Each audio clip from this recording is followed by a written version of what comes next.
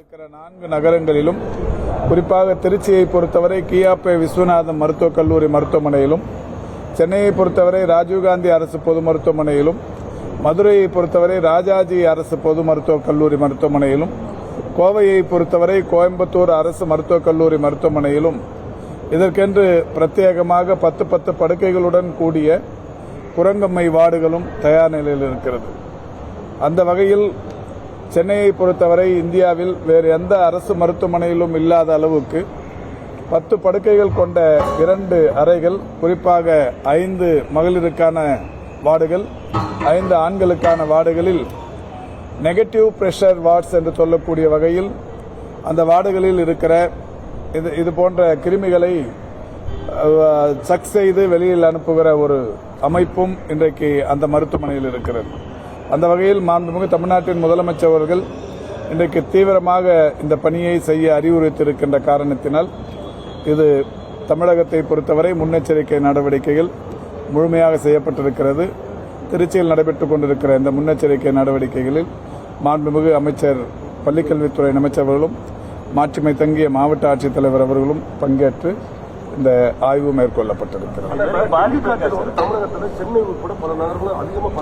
எதுங்க இல்ல, அதுதான் இது சம்பந்தமாக நேற்றைக்கு மக்கள் நல்வாழ்வுத்துறை, ஊரக உள்ளாட்சித்துறை, நகர்ப்புற உள்ளாட்சித்துறை, இதோடு மட்டுமல்லாது பள்ளி கல்வித்துறை, நம்முடைய கல்லூரி கல்வி நிர்வாகம் ஆகிய 11 துறைகள் ஒருங்கிணைக்கப்பட்டு ஒரு கூட்டம் நடத்தப்பட்டது.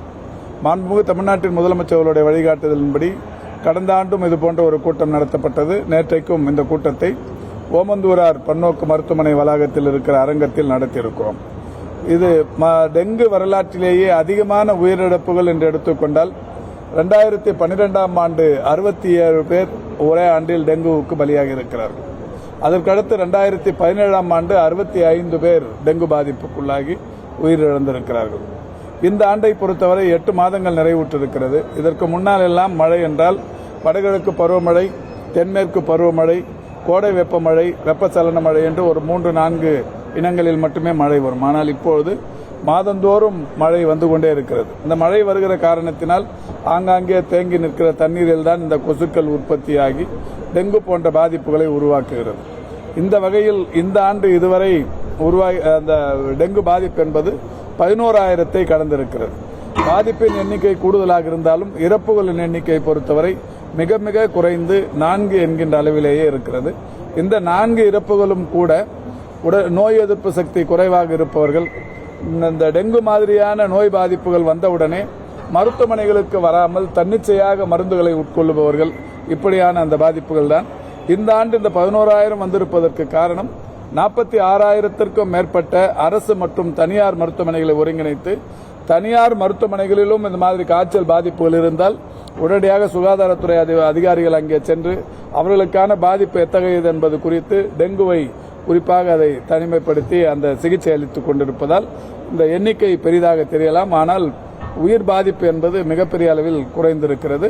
இன்னமும் 4 மாதங்கள் இருக்கிறது. வடகிழக்கு பருவமழை தொடங்கி இருக்கிற காரணத்தினால் நிச்சயம் இன்னமும் அது அதிகரிப்பதற்கு வாய்ப்பு இருக்கிறது என்கின்ற காரணத்தினால்தான் எல்லா துறைகளும் ஒருங்கிணைத்து அவரவர்கள் இதில் மிக கவனமாக செயல்பட வேண்டும் என்கின்ற வகையில் மாண்புமிகு தமிழ்நாட்டின் முதலமைச்சருடைய அறிவுறுத்தலுக்கு ஏற்ப நேற்றைக்கு அந்த கூட்டம் நடைபெற்றது.